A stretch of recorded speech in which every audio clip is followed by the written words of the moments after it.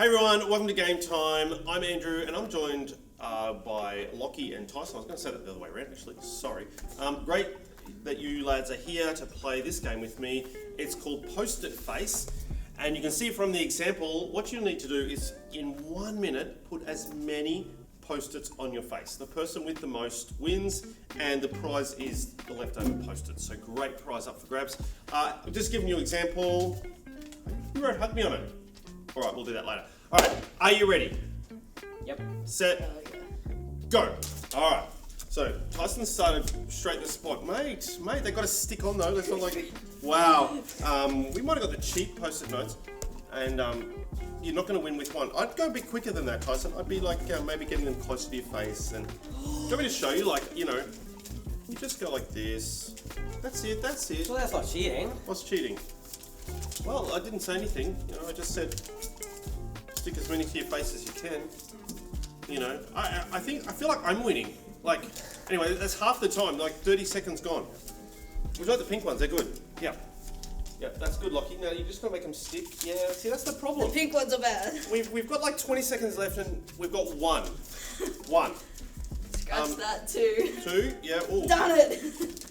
We've got 10 seconds left. Ready? 9, 8, 7, 6, 5, No. 4, 3, 2, 1, and that's it. Wow. Definitely stuck to my face. I think you guys need to wash your face so they stick.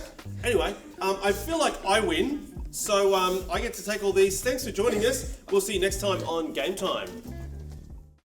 Hi everyone, and welcome back to Crossway Kids Online. My name is Carly and I'm so excited that you're here today. We've had a great time at Crossway Kids learning about God and exploring what He has to say to us through the Bible. You know what? Let's jump straight into the Bible again today and see what our friends are up to. Are you ready to explore with me? Let's go.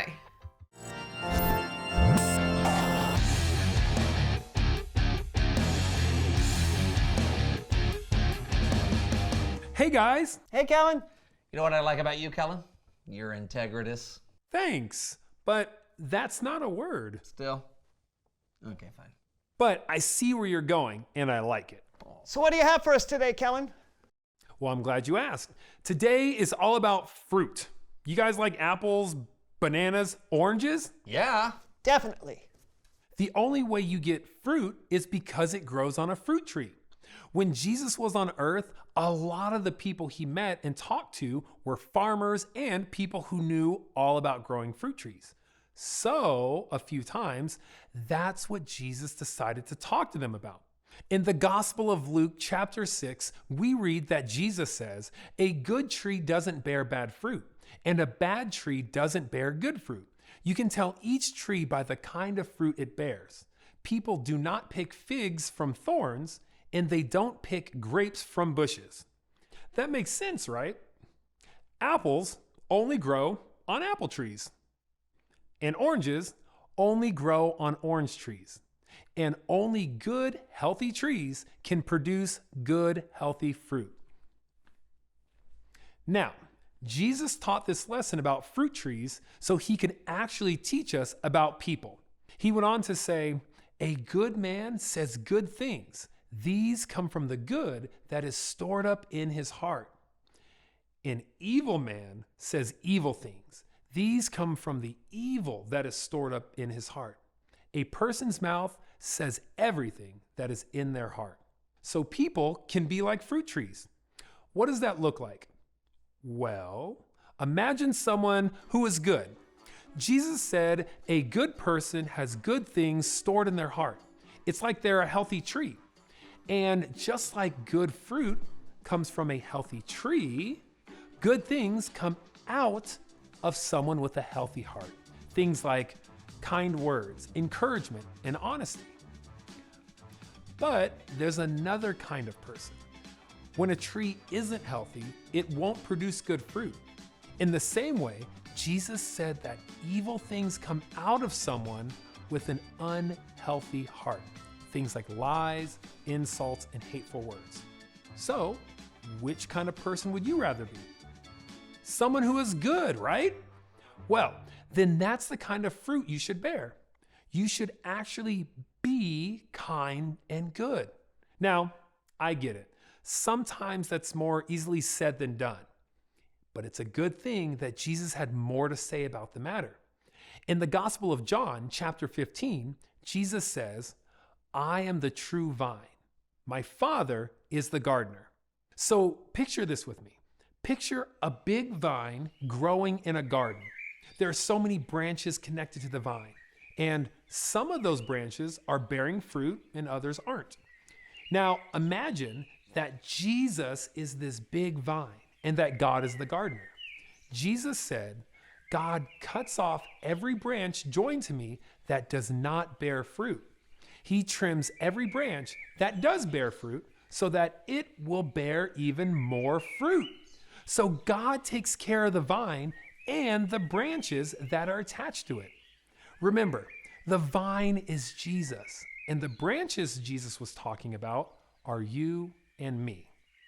Next, Jesus says, remain joined to me, just as I also remain joined to you. No branch can bear fruit by itself. It must remain joined to the vine. In that same way, you can't bear fruit unless you remain joined to me.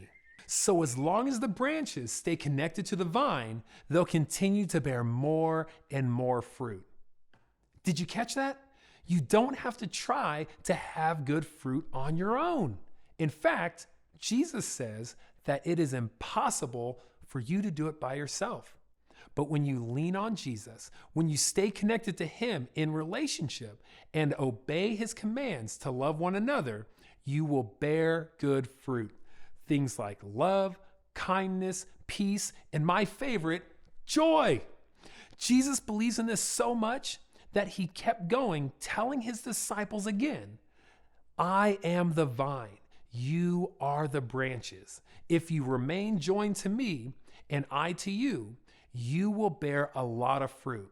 You can't do anything without me.